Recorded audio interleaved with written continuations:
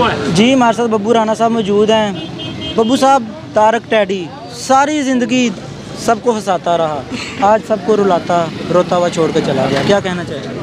बस अल्लाह की मर्जी यार, पहली गल तो है वे ये दुनिया का सिस्टम है, किसी ने आना है किसी ने जाना है।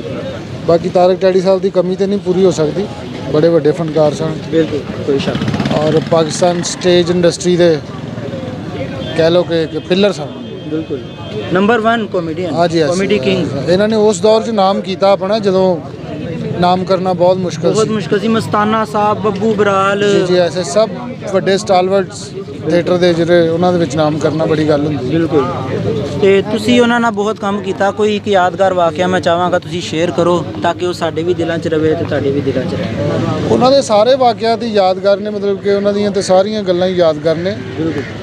ਔਨ ਦੀ ਸਟੇਜ ਉਹ ਆਪਣੇ ਜੂਨੀਅਰ ਫਨਕਾਰ ਨੂੰ ਬੜਾ ਹੈਲਪਫੁਲ ਕਰਦੇ ਸਨ ਔਰ ਆਪਣੇ ਜੂਨੀਅਰ ਨੂੰ ਬਹੁਤ ਪਿਆਰ ਕਰਦੇ ਸਨ।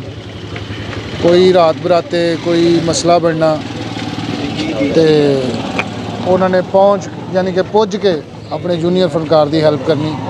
ਕਿਸੇ ਨੂੰ ਥਾਣੇ ਕਚਹਿਰੀ ਦਾ ਕੋਈ ਰੌਲਾ ਬਣਨਾ ਤੇ ਉਹਨਾਂ ਨੇ ਆਪਣੇ ਸੋਰਸ ਚਲਾ ਕੇ ਉਹਦੇ ਵਾਸਤੇ ਆਸਾਨੀਆਂ ਪੈਦਾ ਕਰਨੀਆਂ। ਸੋ ਇਹ ਵੇ ਕਿ ਜਿੱਡੇ ਵੱਡੇ ਫਨਕਾਰ ਸਨ ਉਸ ਤੋਂ ਜ਼ਿਆਦਾ ਵੱਡੇ ਉਹ ਇਨਸਾਨ ਸਨ। ਬਿਲਕੁਲ। ਅੱਲਾ ਉਹਨਾਂ ਨੂੰ ਜਨਤਾ ਹੀ ਘਰ ਕਰੇ। Thank you.